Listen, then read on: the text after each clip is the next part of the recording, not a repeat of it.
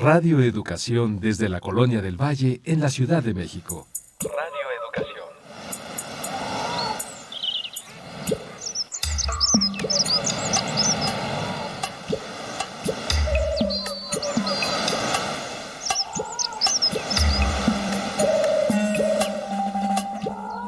Todo lo que se ha dicho sobre las mujeres lo han dicho los hombres. Las mujeres en la historia no han hablado.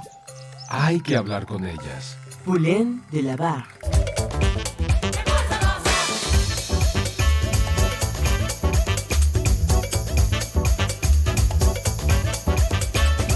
Las mujeres contamos. Contamos.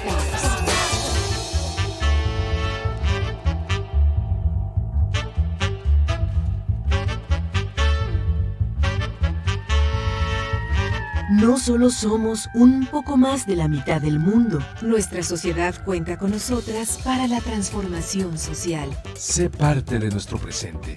Dialoguemos de la política, De lo público y de lo íntimo. con perspectiva de género. ¿Qué y cómo contamos las mujeres?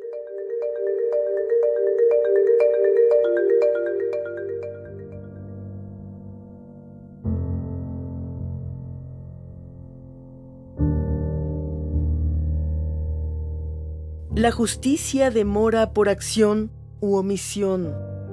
2 décadas pueden ser mucho o poco tiempo, pero en el caso de la abogada Digna Ochoa, defensora de los derechos humanos, el tiempo ha vuelto a ponerse en marcha tras quedar en suspenso la tarde del 19 de octubre de 2001, cuando fue encontrada sin vida en su despacho de la calle Zacatecas número 31, en la colonia Roma de la Ciudad de México.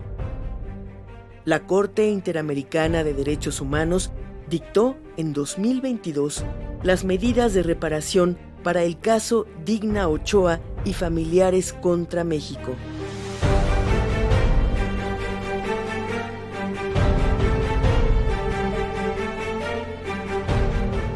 El Estado mexicano deberá continuar las investigaciones que sean necesarias para determinar las circunstancias de la muerte de Digna y, en su caso, juzgar y sancionar a la persona o personas responsables del crimen que las propias autoridades intentaron que pasara como un suicidio. También deberá realizarse un acto público de reconocimiento de responsabilidad internacional. Se creará un reconocimiento en materia de defensa de derechos humanos que lleve su nombre.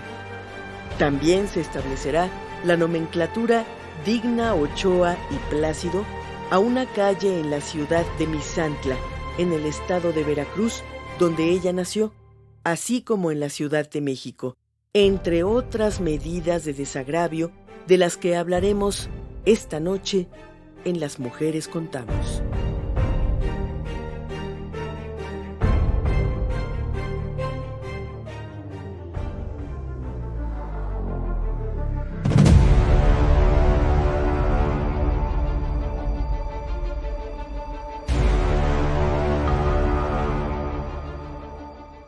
En la cuenta de los días, el 28 de enero de 2022, la Fiscalía General de Justicia de la Ciudad de México informó de la reapertura del caso Digna Ochoa.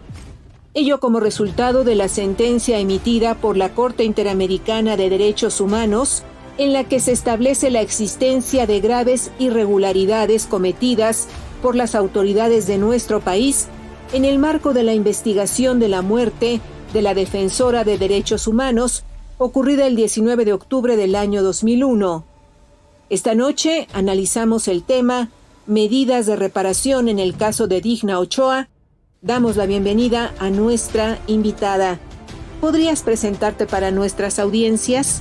Muchas gracias, buenas noches. En primer lugar, gracias por el espacio. Mi nombre es Lady Guzmán y soy abogada para México del Centro por la Justicia y el Derecho Internacional, CEJID. Gracias por aceptar esta invitación. Bienvenida.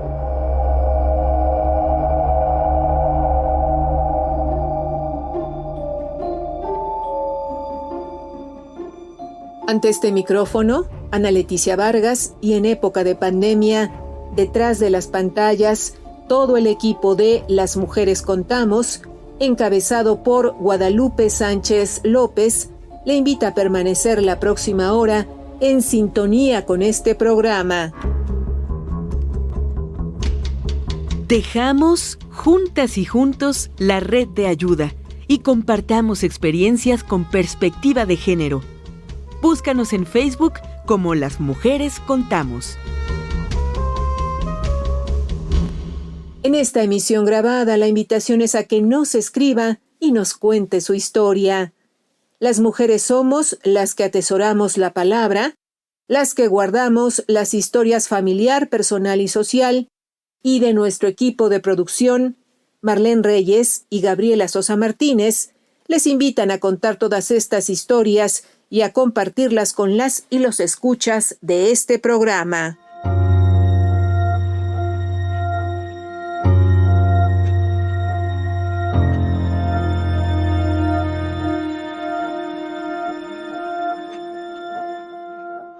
En esta emisión grabada de Las Mujeres Contamos nos acompaña Lady Guzmán. Ella es abogada para México del Centro por la Justicia y el Derecho Internacional, CEJIL, y el tema que abordamos este martes, medidas de reparación en el caso de Digna Ochoa.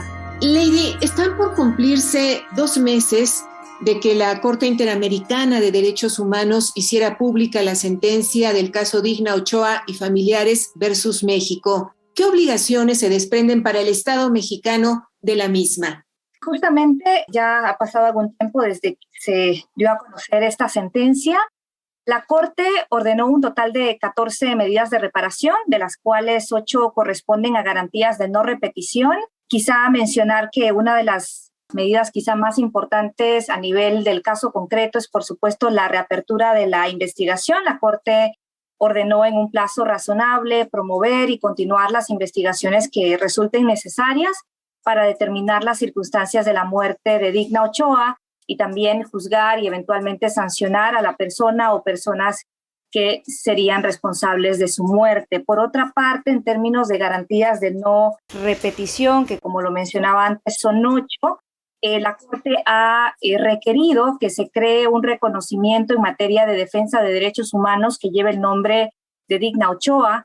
También ha requerido diseñar e implementar una campaña para reconocer la labor de las defensoras y defensores de derechos humanos, un tanto pensando en la necesidad de contrarrestar narrativas que solo contribuyen a incrementar el riesgo de personas defensoras de derechos humanos en México. También la Corte ha requerido elaborar un plan de fortalecimiento calendarizado del mecanismo de protección para personas defensoras de derechos humanos y periodistas, crear e implementar un mecanismo de protección de testigos que intervengan en el procedimiento penal, también elaborar, presentar e impulsar una iniciativa de reforma constitucional para dotar de autonomía e independencia a los servicios periciales. Asimismo, la Corte ha requerido elaborar, presentar e impulsar una iniciativa de reforma a la Ley Federal para la protección a personas que intervienen en el procedimiento penal, a fin de que incluya los parámetros y estándares internacionales sobre la materia que permitan regir esa creación y operación efectiva del mecanismo que también la Corte está requiriendo crear. Por otra parte, y que es fundamental en relación con el caso concreto y por supuesto con los muchos otros casos que existen en México, es la creación e implementación a nivel federal de un protocolo específico y especializado para la investigación de ataques contra defensoras y defensores de derechos humanos. Esto es fundamental porque precisamente uno de los hallazgos o una de las conclusiones a nivel de contexto en la sentencia por parte de la Corte es que los hechos de este caso se han dado en un contexto que ha estado acompañado de la impunidad de los ataques contra personas defensoras de derechos humanos, altos índices de impunidad que existían en la época de los hechos y que persisten hasta la actualidad. Entonces, esa es una medida muy importante. Adicionalmente, la Corte también ha ordenado realizar un plan de capacitación del personal de investigación específicamente relacionado con este protocolo que habría de crearse, así como la creación de un sistema de indicadores que permitan medir la efectividad del protocolo. Entonces, digamos que estas dos medidas van ensambladas una con la otra, el protocolo por un lado, la capacitación sobre ese protocolo y finalmente un sistema de indicadores que permita medir y constatar la efectividad en la práctica de la implementación de lo previsto en ese protocolo también. ¿Existen plazos a cumplir para llevar a cabo estas 14 medidas de reparación? Efectivamente, la Corte ha fijado algunos plazos, no son exactamente los mismos plazos. Hay medidas respecto de las que la Corte ha fijado un plazo máximo de 2 años. Hay otras medidas donde la Corte, por ejemplo, ha dispuesto que se haga dentro de un plazo razonable. Por ejemplo, en el caso de la investigación, la Corte no ha fijado un número de años o un número de meses específico, sino que lo ha establecido en términos de en un plazo razonable.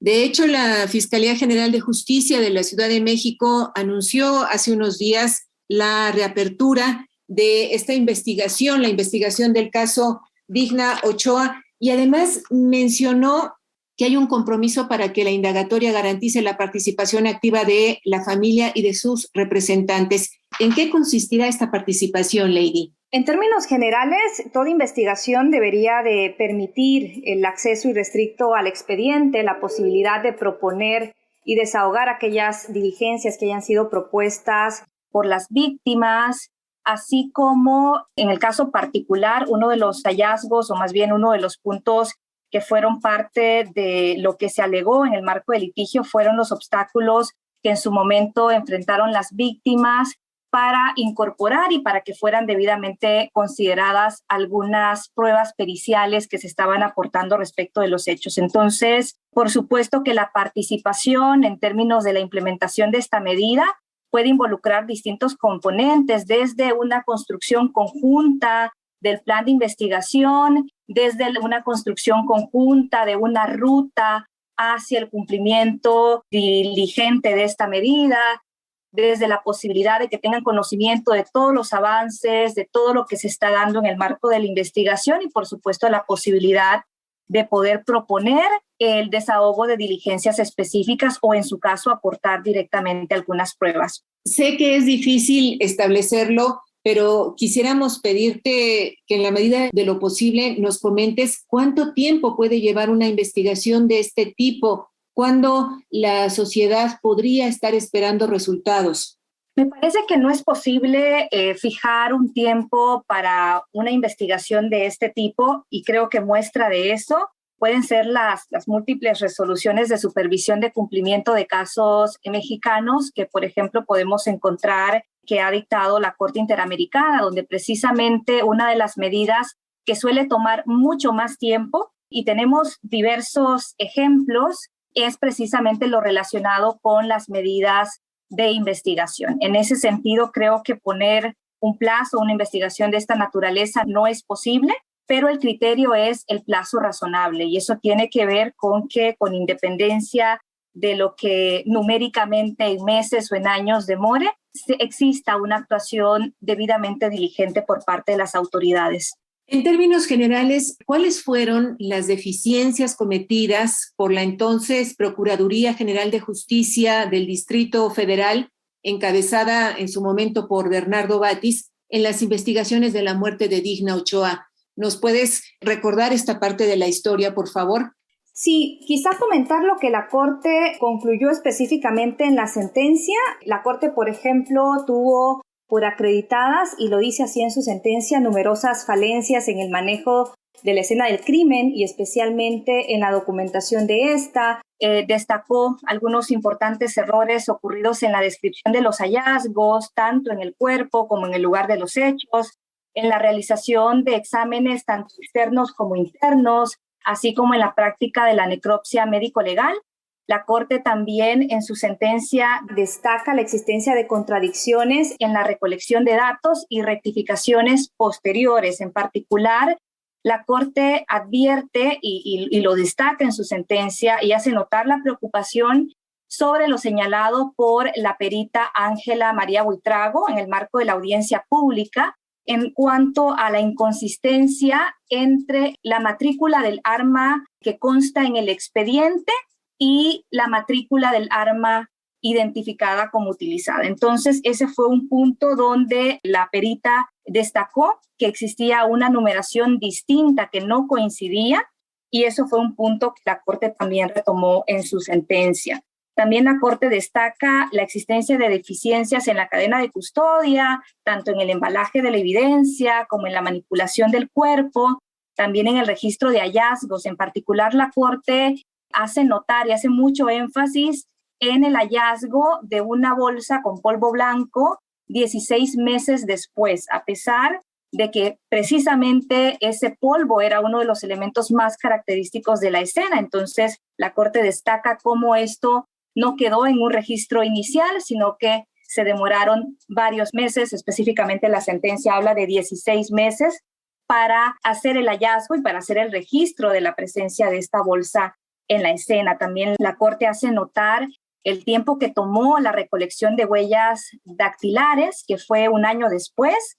También la Corte en su sentencia habla y lo destaca como un punto específico, una falencia específica en el marco de la investigación, y es la falta de medidas adecuadas para identificar qué declarantes podrían tener algún tipo de temor en declarar, y tampoco se adoptaron medidas de protección en favor de testigos, a pesar de que en la misma sentencia, por ejemplo, la Corte hace referencia a que distintas personas en su momento denunciaron la ausencia de condiciones para declarar libremente, la existencia de riesgos para estas personas y para sus familias de sufrir agresiones por declarar. También la sentencia habla de un caso particular de una de las personas que en su momento rindió declaración, pero que posteriormente fue detenida, habría sido objeto de tortura y que finalmente años después fue encontrada sin vida. Entonces, eso es parte de lo que la Corte señala, y por supuesto un tema que no es menor y que fue en gran medida lo que afectó la investigación probablemente es la aplicación de estereotipos de género. La Corte, de hecho, destaca en su sentencia que la investigación estuvo sesgada desde un inicio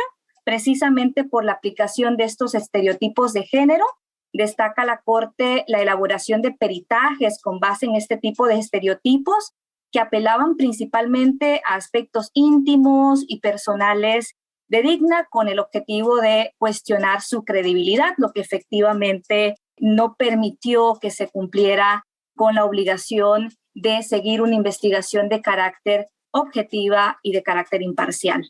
Al escucharte hablar sobre estas deficiencias que marca la sentencia de la Corte, así como de las medidas de reparación, de alguna suerte, Lady, ¿no estamos ante el señalamiento de las deficiencias del sistema de justicia mexicano en su conjunto? A decir verdad, la sentencia destaca, cuando hace el análisis de contexto, de que los hechos de este caso, pues precisamente se inscriben en un contexto donde había un alto nivel de ataques contra personas defensoras, específicamente homicidios, pero que además esto se encontraba acompañado de altos índices, de altos niveles de impunidad. Eso, por supuesto, que da cuenta que no se trata de una situación aislada, que es una situación de carácter estructural, y por tanto es en esa línea que precisamente la Corte, para abordar esas deficiencias que existen a nivel institucional, a nivel estructural, básicamente ordena distintas medidas que están orientadas en ese sentido. Por ejemplo, mencionaba que una de las falencias fue la ausencia de medidas de protección en favor de testigos del caso. Y en ese sentido vemos que una de las medidas de reparación, garantía de no repetición que se ordena es precisamente la creación de un mecanismo de protección para las personas que intervienen en el procedimiento penal. Entonces, me parece que efectivamente queda muy claro de la sentencia que no es un caso aislado, que tras la revisión que hace la Corte de toda la prueba, de los peritajes y demás, se trata de una situación de carácter estructural. Ahora bien, hasta donde recordamos, el asesinato de Digna Ochoa se reconoció inicialmente como un crimen de carácter político. ¿Qué pasó después? ¿Por qué la Procuraduría abrió la línea de investigación del suicidio? Precisamente eso es algo que me parece desde la representación del caso no podríamos señalar el motivo, probablemente sean las autoridades quienes tengan más claro qué las llevó a tomar esa decisión. Lo que sí quedó muy claro en el marco del litigio es que se trató de un cambio absolutamente radical y que, como bien lo señala la Corte en su sentencia, esta era una valoración, una determinación que en ningún momento estuvo sustentada en la valoración objetiva de prueba recolectada, sino que más bien a criterio de la Corte es difícilmente compatible esta tesis con la sucesión de hechos que quedaron probados y en específico con las circunstancias y la forma en la que habría tenido lugar la muerte. También la Corte, por ejemplo, en su sentencia, con toda la revisión que hace, determinó que la investigación y posterior procedimiento de los hechos que rodearon la muerte de Digna adoleció de numerosas falencias desde el inicio que impiden, por ejemplo, tomar como veraz y definitiva la decisión adoptada a nivel interno, que es básicamente esta conclusión de que se habría tratado de un suicidio disimulado. Y un tercer dato que me parece fundamental es lo que señaló la perita Ángela Buitrago durante la audiencia pública, donde ella, por ejemplo, especificaba que si había que partir de esa investigación, una línea de investigación principal era específicamente la relacionada con la tesis del homicidio. Es más, la Corte en su sentencia, pues con todo este hallazgo que hace, porque no queda claro pues qué es lo que finalmente lleva a concluir que se trata de un suicidio, qué es lo que finalmente lleva, como tú lo dices, a cambiar esa posición inicial. La Corte, cuando hace el desarrollo de en qué consiste la obligación doblemente reforzada de investigar ataques contra mujeres defensoras de derechos humanos y específicamente cuando estamos ante un asesinato, como es el caso concreto, la Corte señala que, por ejemplo, hay que aplicar protocolos de investigación de muertes violentas por razones de género, aun si eventualmente como una de las líneas que se pueden tener o una de las hipótesis que se puedan manejar sea la del suicidio. Al menos eso es como el análisis que queda muy claro que hace la Corte y que coincide con lo que en su momento se planteaba desde la representación. La tesis del suicidio carecía de un sustento objetivo en las evidencias que se encontraban dentro de la investigación. Por supuesto que existían otras evidencias que muy bien también lo destaca la sentencia, como es el caso de estos dictámenes en materia de psicología forense que estuvieron cargados de estereotipos de género y que eso al final de cuentas fue lo que en gran medida sesgó la investigación. ¿Por qué? Porque básicamente se apelaba, como lo mencionaba antes, a aspectos íntimos muy personales para proyectar una imagen de ella como poco creíble. También se cuestionaba su labor como defensora de derechos humanos en estos dictámenes. Se trataba de hacer notar que todas esas características solo podrían llevar a una línea de investigación relacionada con un suicidio disimulado, pero todo este razonamiento, todas estas conclusiones contenidas en esos dictámenes en materia de psicología forense, pues precisamente eran tanto estereotipos de género como en particular estereotipos contra personas defensoras de derechos humanos, que son dos puntos que están muy presentes y que son dos puntos que la Corte ha tenido muy en cuenta en su sentencia. Lady Guzmán, la sentencia de la Corte nos deja saber con qué elementos de prueba se desecharon en su momento las que eran, tenemos entendido, las 3 líneas de investigación principales, la línea sobre la posible autoría militar, desde luego la denominada línea Guerrero y la línea sobre el entorno familiar, social y laboral de Digna Ochoa. La sentencia en la descripción o en la parte de hechos hace una descripción precisamente de esas 3 líneas de investigación. A decir verdad, el texto de la sentencia no hace un detalle, una descripción exhaustiva de cuáles fueron esas pruebas, simplemente sí hace referencia a que fueron 3 líneas de investigación las que se habrían seguido en el marco de la investigación ya realizada y básicamente que respecto de ninguna de esas líneas se había llegado a una conclusión. Entonces, lo que la Corte también deja muy claro es que sí existieron una serie de deficiencias, una serie de falencias, una serie de omisiones, una serie de irregularidades en el marco de la investigación y que, por tanto, esa ausencia de corroboración de alguna de esas líneas relacionadas con el homicidio y que por tanto la ausencia de un esclarecimiento de ese hecho como un asesinato no implica necesariamente que este no hubiera ocurrido. De hecho, la sentencia declara la violación del derecho a la vida precisamente porque la Corte pudo constatar que se trató de una investigación sumamente deficiente y que no cumplió en ningún momento con estándares de debida diligencia, y que fue precisamente eso lo que al final de cuentas no nos ha permitido hasta el día de hoy conocer qué fue exactamente lo que sucedió, cuáles fueron exactamente las circunstancias de la muerte y también quiénes serían la persona o las personas responsables de ese hecho. Estamos hablando de que han pasado poco más de 20 años del asesinato de Digna Ochoa, y en este sentido, con esta perspectiva en mente, te quisiéramos preguntar, ¿qué papel jugaron en la decantación a favor de la hipótesis de suicidio simulado el procurador Batis, Renato Sales y Margarita Guerra y Tejada? Creo que en distintas ocasiones se han mencionado estos nombres, que se trata de personas que tuvieron una intervención en el marco de la investigación.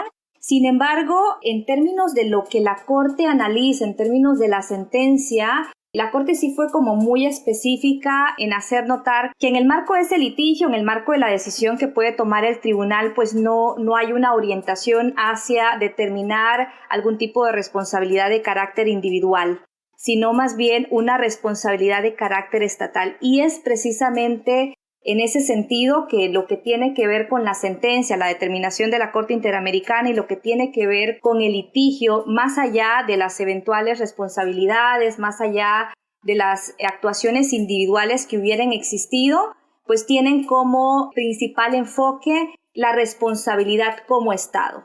La responsabilidad que deviene de que se trata de una obligación del Estado llevar a cabo una investigación con base a determinados estándares de debida diligencia que son aplicables en general a casos de muertes violentas y que en específico cuando se trata de personas defensoras de derechos humanos y cuando se trata de mujeres defensoras de derechos humanos es una obligación doblemente reforzada. Y en esa línea la Corte sí no entra a hacer un análisis de actuaciones individuales o específicas o de responsabilidad individual, sino más bien la responsabilidad estatal. Entonces, creo que hablando de lo que la Corte determinó, pues no podríamos señalar que la Corte hiciera una determinación de ese tipo sobre la actuación de determinadas personas.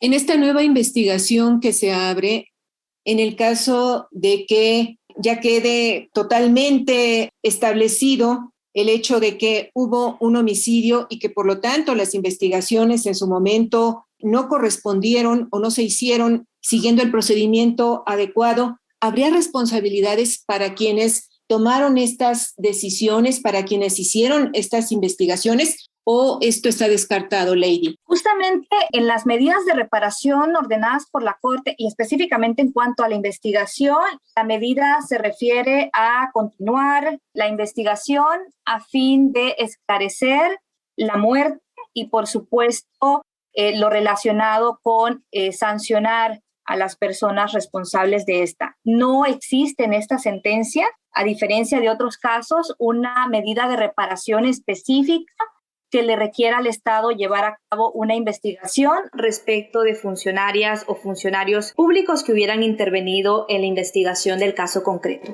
Esa es una medida que en esta sentencia no estaría incluida. Ahora bien, en caso de que se logre dar con él o los asesinos de Digna Ochoa y estos continúen con vida, ¿cuál sería la sentencia para ellos? ¿Es algo que se puede determinar en este momento? A decir verdad, la Corte en la sentencia no establece, no fija como un parámetro específico de cuál debería de ser la sentencia. De hecho, la Corte pues hace una precisión acerca de que no estaría dentro de su competencia pues definir, por ejemplo, un mecanismo específico o una modalidad específica para llevar a cabo la investigación y por tanto tampoco hay como un parámetro específico de en qué sentido eventualmente se debería de dictar una sentencia. La medida está ordenada más bien en términos de promover, de continuar las investigaciones para esclarecer, para determinar qué fue lo que pasó, las circunstancias de la muerte y eventualmente sancionar a la persona o personas responsables, pero no existe pues como una orden específica que deba de ser por un delito en particular o que se deba de fijar un monto de pena en específico. Esos son parámetros que más bien escapan a la competencia de la Corte y de hecho en la sentencia pues la Corte lo dice que no sería parte de su competencia sustituir a la jurisdicción interna estableciendo modalidades específicas tanto de investigación como de juzgamiento en un caso concreto. Correcto, muchas gracias.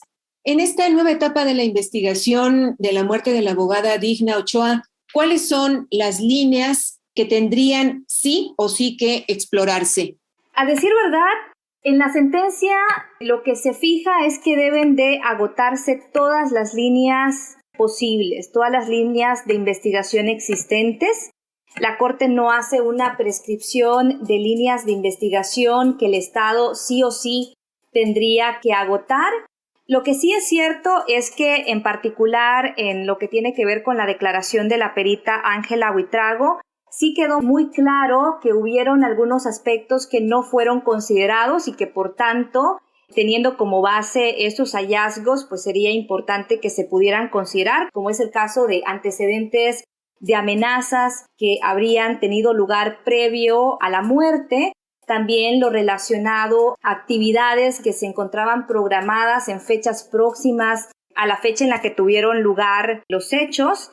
Y adicionalmente la Corte, más allá de entrar a especificar alguna línea que debe agotarse o líneas que deben de agotarse, lo que dejó muy claro era algunas obligaciones muy generales. Por ejemplo, que el Estado se asegure de llevar a cabo una búsqueda exhaustiva de toda la información que le permita diseñar y ejecutar la investigación. Por otra parte, la Corte sí hizo referencia que tratándose de un caso de muerte violenta, que tratándose de un ataque contra una mujer defensora de derechos humanos y que por ende existiendo una responsabilidad o una obligación doblemente reforzada, el Estado debía de orientar su investigación a documentar su actividad como defensora, el rol que jugaba en la comunidad y su entorno, la agenda que ella se encontraba desarrollando al momento de los hechos y también la zona en la que ella desempeñaba sus labores. La identificación de estos elementos en particular serían clave, por ejemplo, para poder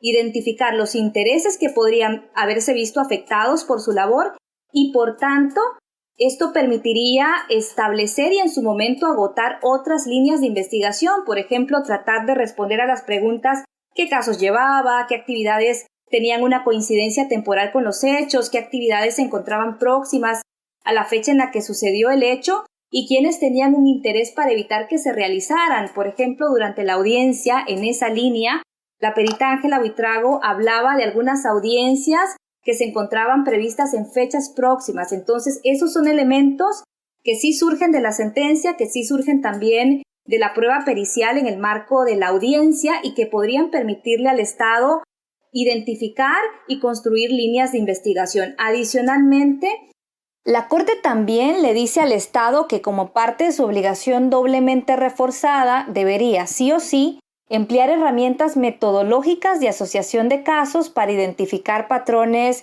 de sistematicidad. Y esto es fundamental porque en la misma sentencia la Corte concluye que la muerte de Digna se inscribió en un contexto general de ataques contra personas defensoras de derechos humanos y en particular homicidios contra defensoras y defensores y que vino precedida de años de amenazas contra ella. Además, la misma sentencia destaca cuando hace el análisis de las deficiencias en la obtención de la prueba testimonial que hubieron distintas personas que en su momento denunciaron la ausencia de condiciones para declarar con libertad por el miedo a agresiones en su contra o en contra de su familia. También el hecho que ya mencionaba antes y que consta en la sentencia respecto de una persona que habría sido posteriormente detenida, habría sido objeto de tortura y que además habría sido encontrada sin vida años después.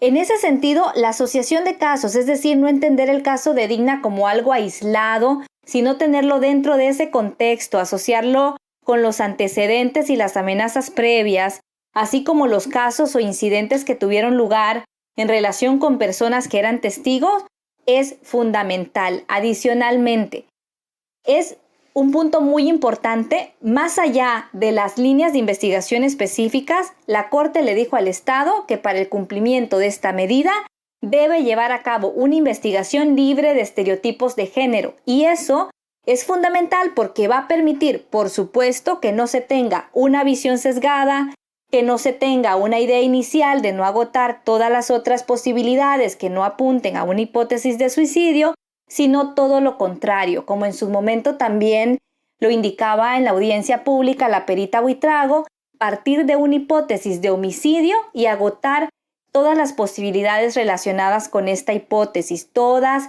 las líneas con base a los elementos que también ya antes mencionaba que la misma Corte lo indica en su sentencia. Ahora bien, la Corte no prescribe líneas específicas que el Estado deba agotar, sino más bien de manera más amplia una hoja de ruta sobre cómo construirlas y cómo agotarlas. En esta emisión grabada de Las Mujeres Contamos, conversamos con Lady Guzmán, abogada para México del Centro por la Justicia y el Derecho Internacional, CEGIL. El tema de este martes, medidas de reparación en el caso de Digna Ochoa. Voy a cantar un corrido para Digna Ochoa, crónica de una muerte que estaba anunciada. Un 19 de octubre murió asesinada por un sistema y un gobierno sin justicia ni verdad. Digna defensora de los derechos de su gente, aprendió que la justicia no era solo pa'l pudiente, abogaba por el pobre, denunciando al poderoso, y ese es un camino digno, era siempre peligroso.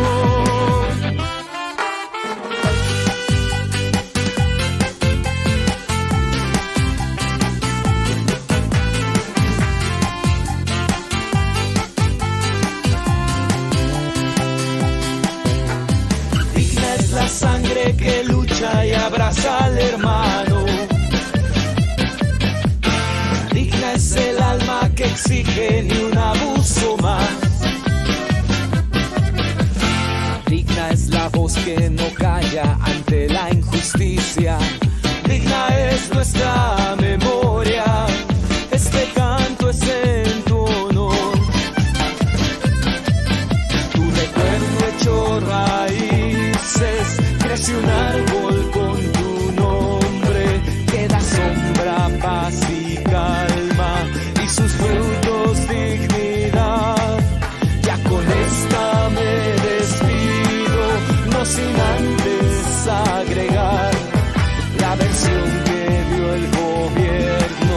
Fue un suicidio, nada más. Vuela y canta el jilguero, lleva la noticia al cielo. Digna Ochoa sigue viva en la memoria de su pueblo.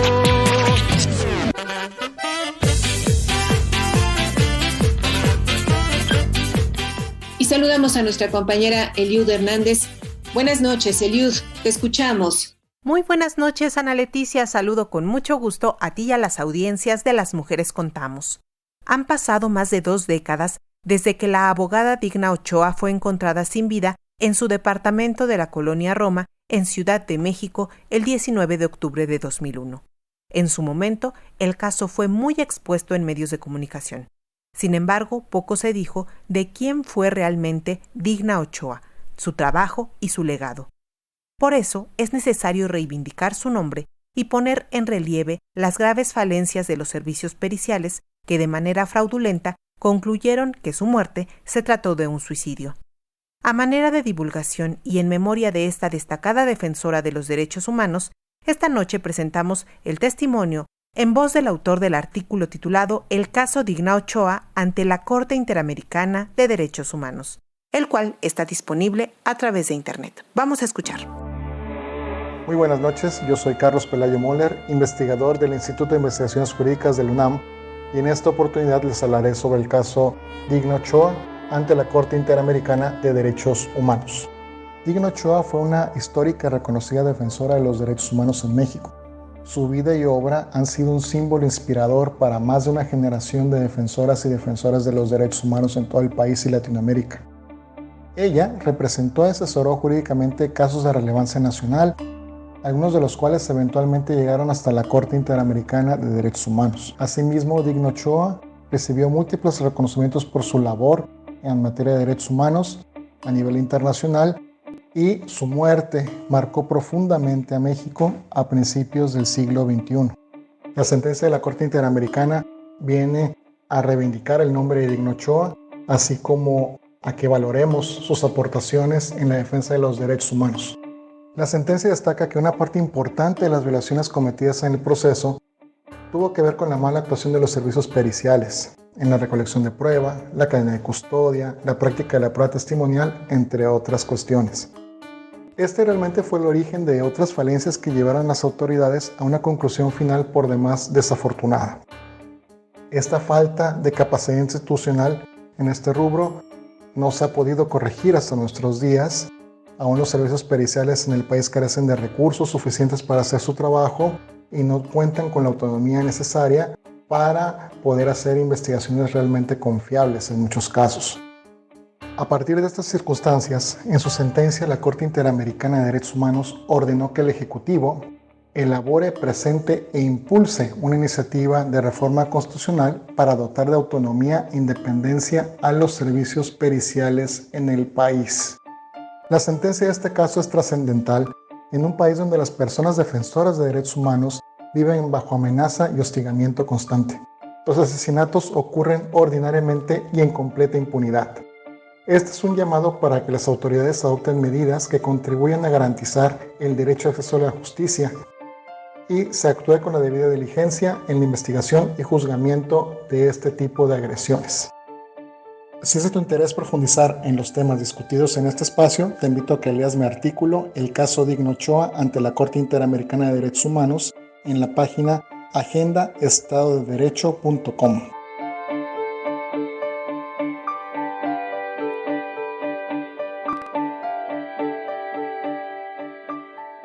Muchas gracias, Eliud Hernández. A nuestras audiencias les recordamos que esta es una emisión grabada, por lo que agradecemos nos hagan llegar sus mensajes a las redes sociales, donde estamos como Las Mujeres Contamos.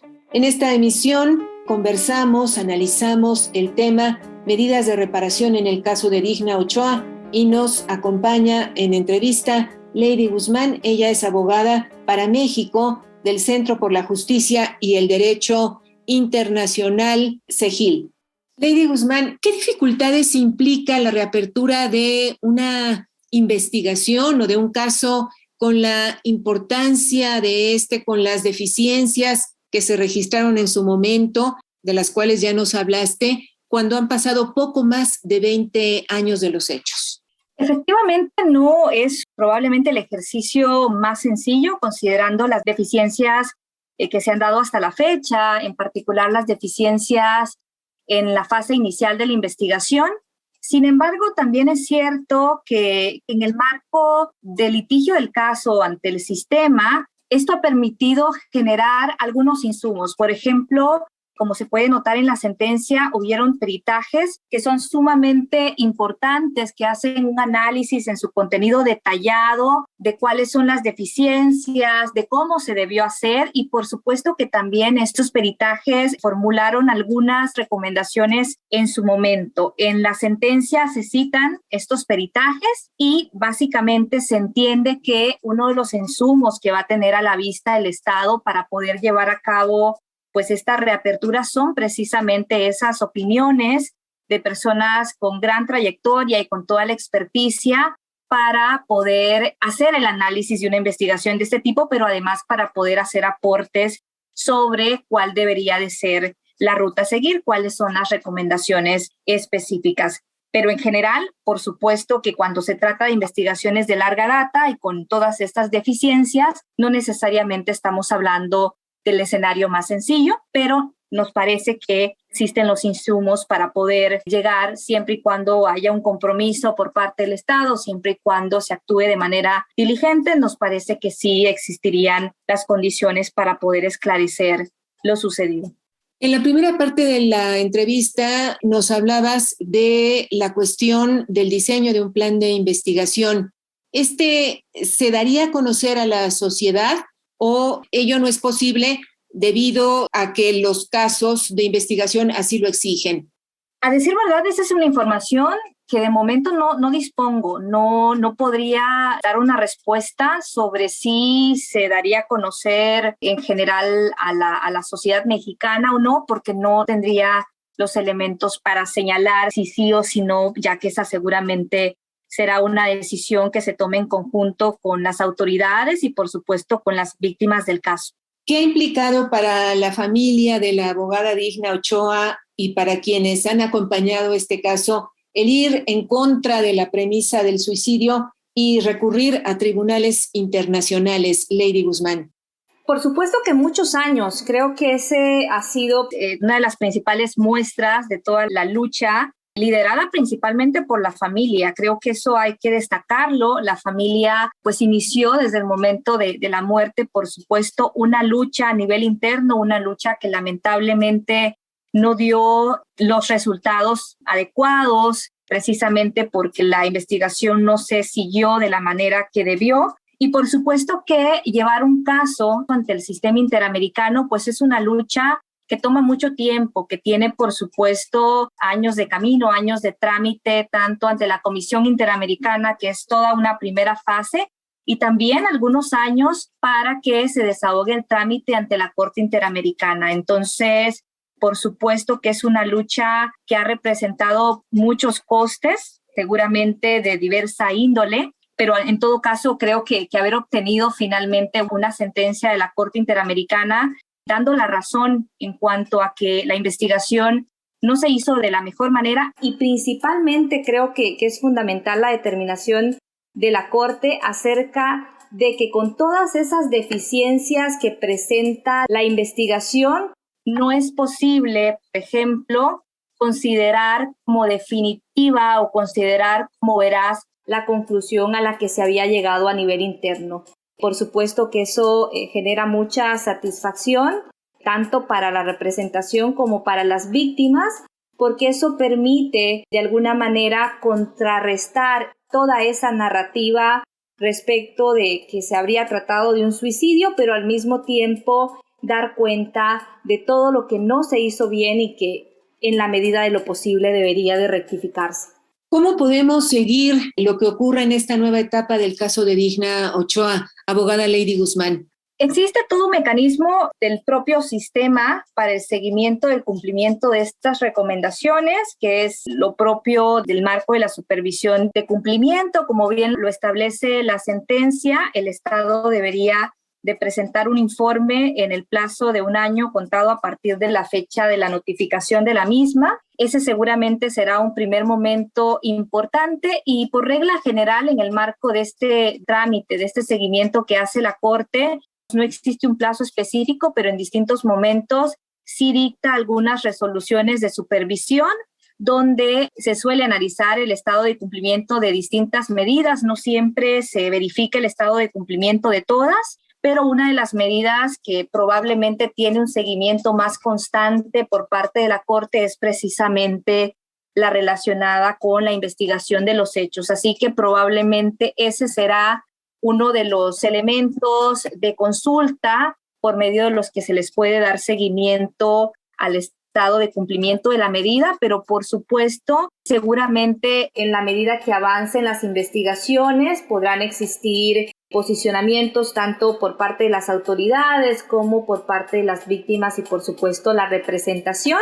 Entonces creo que eso también será una oportunidad para que la sociedad en su conjunto pueda estar al tanto de cómo se ha desarrollado este caso, cómo avanza la investigación y en su momento confiamos también en poder tener una determinación respecto de lo que sucedió, que efectivamente sea acorde a una valoración objetiva de la prueba, que efectivamente sea el resultado de una investigación diligente y que permita conocer la verdad a toda la sociedad. Lo ideal sería que esa investigación se realizara máximo en lo que resta de este sexenio, Lady. ¿Es lo que se podría esperar?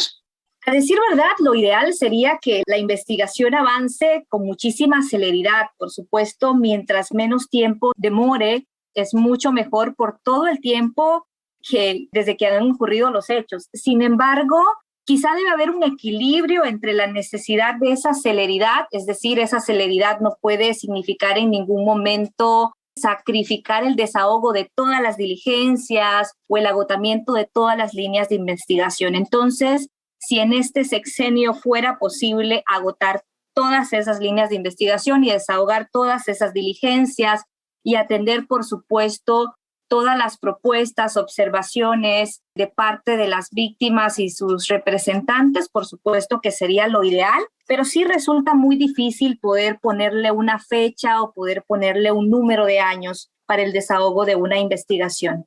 ¿Cuál es la importancia de una sentencia como la emitida por la Corte Interamericana de Derechos Humanos y sobre la que hemos estado conversando esta noche, pensando en el conjunto de las y los defensores de derechos humanos? Sí, justamente creo que para responder la importancia de la sentencia yo me referiría a 3 puntos. En primer lugar, la visibilización. La Corte pudo determinar que en la época de los hechos y que en la actualidad todavía persiste un contexto de ataques contra personas defensoras de derechos humanos, en particular de muertes de personas defensoras de derechos humanos. Y por otra parte, también dentro del análisis de ese contexto, la Corte constata la existencia de altos índices de impunidad de esos ataques.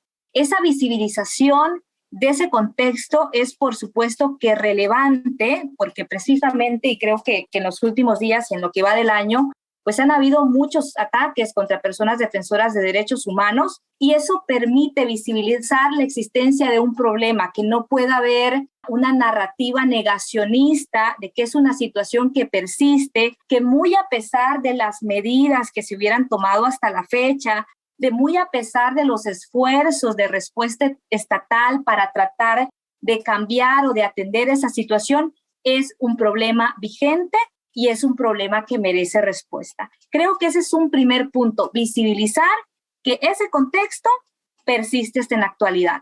Por otra parte, un segundo punto de relevancia son precisamente esas medidas de reparación, específicamente las garantías de no repetición que atienden directamente esas deficiencias estructurales o que al menos buscan atender esas deficiencias estructurales tanto para la protección como para la investigación de ataques en contra de personas defensoras de derechos humanos. Uno de los puntos que quizá más destacaron en el marco de la audiencia pública fue la necesidad de contar con una política pública integral para el abordaje de la situación de personas defensoras de derechos humanos en doble vía, no solo protección, sino también investigación, porque precisamente si tenemos altos índices de impunidad, estos hechos se van a seguir dando. La impunidad solo logra perpetuar esos ataques en contra de personas defensoras. Y en esa línea, entonces, hay algunas medidas que son particularmente importantes de esta sentencia para esa protección de personas defensoras y también para la investigación de ataques en su contra. Tenemos lo relacionado con el fortalecimiento del mecanismo de protección, lo relacionado también con el protocolo para la investigación de este tipo de casos, también en términos de reconocer la labor de personas defensoras de derechos humanos. Esa campaña también es una medida de mucha importancia para contrarrestar esas narrativas que solo contribuyen a poner en riesgo a las personas defensoras de derechos humanos, porque precisamente uno de los puntos que se destaca en la sentencia es cómo las personas defensoras y en particular las mujeres defensoras de derechos humanos son objeto de campañas de estigmatización, son objeto de distintos ataques en ese sentido, y esos mensajes solo contribuyen a ponerlas en riesgo. Precisamente también por esa razón, esa campaña que ordena la Corte de reconocimiento de la labor de personas defensoras es muy importante. Ese sería como un segundo punto, las medidas que atienden su situación. Y finalmente, creo que hay algo que es importante de esta sentencia, no solo para México, sino para la región, y es que la Corte haya indicado expresamente que cuando se trata de ataques contra mujeres defensoras de derechos humanos, los estados tienen una obligación doblemente reforzada de investigar y además de plantear algunos parámetros que estas investigaciones deben de cumplir de manera específica en esa línea de que se trata de una obligación doblemente reforzada. Eso es muy importante porque si bien hay sentencias de la Corte anteriores que se refieren a personas defensoras de derechos humanos donde la Corte ya había reconocido la existencia de una obligación reforzada, en la sentencia del caso Digna Ochoa, la Corte dice se trata de una obligación doblemente reforzada, en primer lugar, por su condición de persona defensora de derechos humanos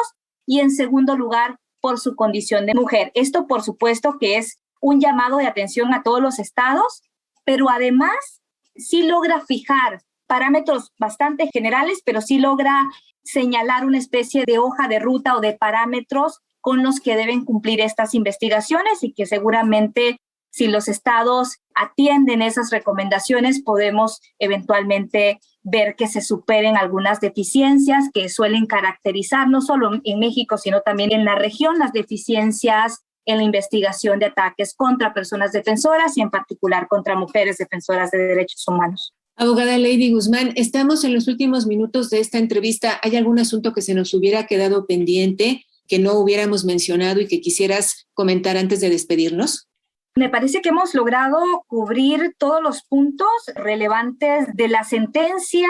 Quizá solo destacar cómo esta sentencia de la Corte Interamericana, más allá de ser una herramienta para obtener algunas reparaciones de carácter individual y, por supuesto, también para atender lo estructural, la sentencia, como ella misma lo dice, es una forma de reparación en sí misma. Que un tribunal internacional hubiera hecho todo este análisis, hubiera escuchado a las víctimas, a sus representantes y hubiera además llegado a estas conclusiones, ¿no? De que hay deficiencias, por ejemplo, en particular en lo relacionado con la investigación y que las conclusiones a las que se había llegado a nivel interno no estaban sustentadas en una valoración objetiva de la prueba y que son difícilmente compatibles con lo que se encontró de las circunstancias de la muerte, etcétera. Eso es un punto, creo que muy destacable y que es un punto, por supuesto, que esperamos pueda ayudar a corregir el camino en este caso y que pronto se pueda avanzar hacia el esclarecimiento, sí, de los hechos. ¿Cómo seguimos el trabajo del Centro por la Justicia y el Derecho Internacional y el tuyo en particular, abogada Lady Guzmán? Tenemos una página web y también estamos en redes sociales. Nos pueden encontrar en Facebook, en Instagram. Estamos constantemente haciendo publicaciones tanto sobre nuestro trabajo como en relación a los casos y los temas que acompañamos. Así que seguramente son muy buenas fuentes para dar seguimiento al trabajo de la oficina y también al trabajo que estamos haciendo en México, que yo soy una de las personas que está actualmente dando seguimiento a México, pero también comentarles que hay todo un equipo que está al lado también dando seguimiento a distintos temas respecto de México. Agradecemos mucho a nuestra invitada, a la abogada Lady Guzmán, por su participación en Las Mujeres Contamos y nos despedimos. Buenas noches. Las Mujeres Contamos, un programa hecho por mujeres y hombres en equidad. Participamos en este programa el equipo de Las Mujeres Contamos, Eliud Hernández, Edith Díaz, Guillermo Lagarda, Gabriela Sosa Martínez, Marlene Reyes y Ana Leticia Vargas, en una producción de Guadalupe Sánchez López. Muchas gracias por su atención y hasta la semana entrante.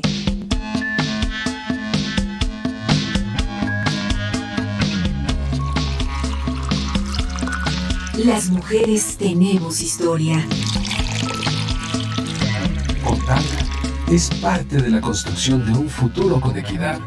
Desde la Ciudad de México, 1060 kHz en amplitud modulada. Radio Educación. Las mujeres contamos. Las mujeres contamos.